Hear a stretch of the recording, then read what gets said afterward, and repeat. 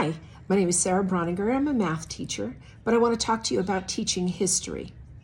The whole point of learning history is for us to learn what has happened in the past and hopefully not make the same mistakes. So the whole point of history is cause and effect. It's one thing to learn about the Civil War, but if you don't study what happened before the Civil War, then you don't understand how the Civil War came about. It's one thing to look at World War II and the Holocaust, but if you do not study what happened in the 30 years before World War II, you don't know why the Holocaust happened. So if you really want to make sure that a generation learns nothing from history, teach it out of sequence.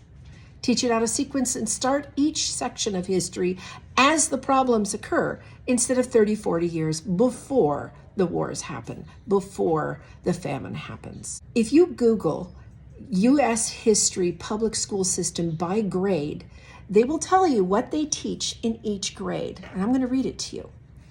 In third grade, they do local history. In fourth grade, state history. In fifth grade, they do Native American history and the American Revolution. Now, how about the European history and the Protestant Revolution before then, so you could understand the American Revolution? No.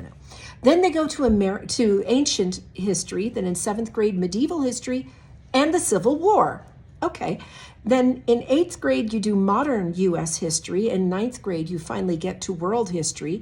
In 10th grade, modern world history. And then in 11th grade, you get into U.S. history and 12th grade government. I think that's pretty much a recipe to make sure that you never see cause and effect. You never see cause and effect.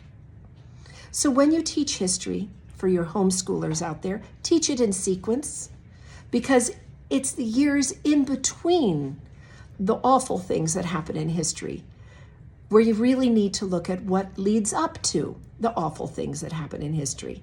And if you don't look for that, and if you don't teach that, then you've wasted everyone's time.